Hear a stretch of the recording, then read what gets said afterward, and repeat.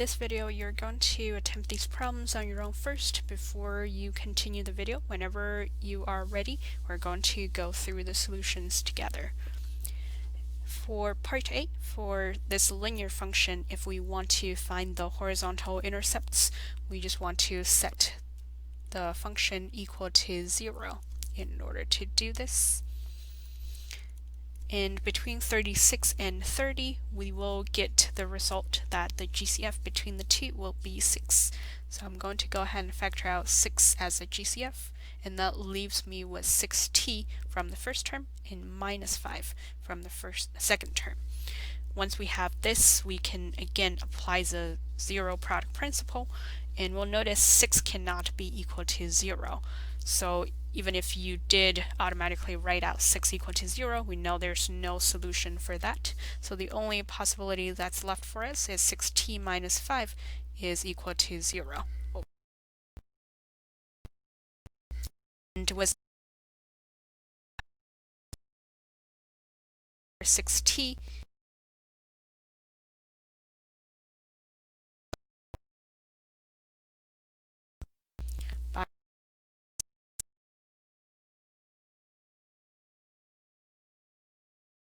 and 2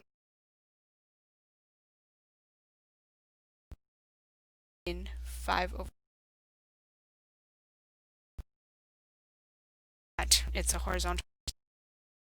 The process is identical to what we did. And now for part B, if we want to find the result for this one, we want to set negative 16x squared plus 12x equal to 0.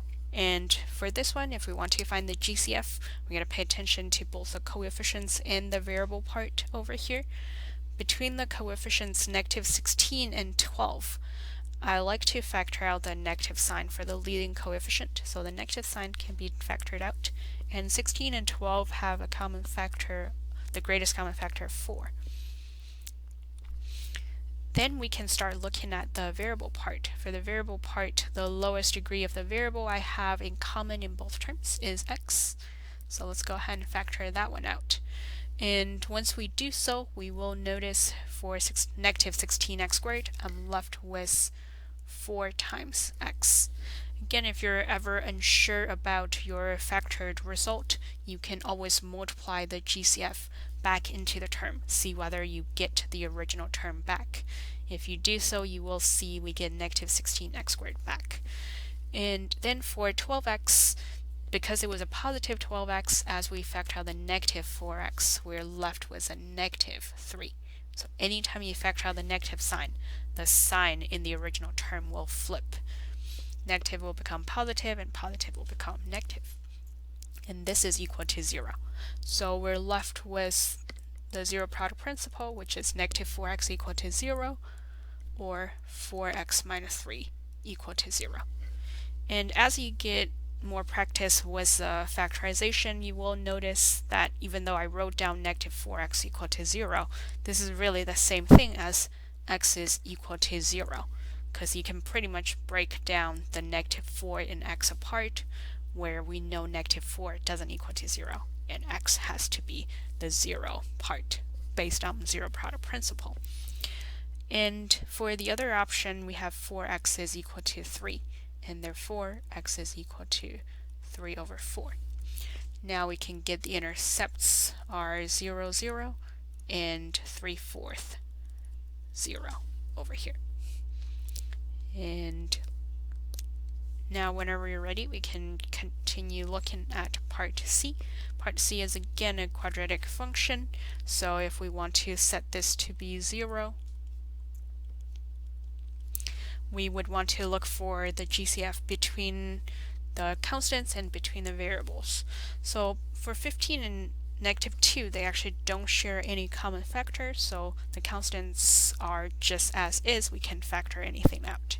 Now for the variable parts, we have x squared and x. Again, we can take out the lowest degree of the variable, which would be x. Once we do so, we are left with 15x minus 2 in the factored form. And once we have this, we can get either x is equal to 0 or 15x minus 2 is equal to 0. X equal to 0 is already solved. For the other option, we get 15x is equal to 2. Therefore, x is equal to 2 over 15. And our intercepts are 0, 0, and 2 over 15, comma 0. Therefore, that's our solutions for that. And lastly, for part D, we have a higher degree function, and to start, we're doing the same steps as before by setting the whole thing equal to 0.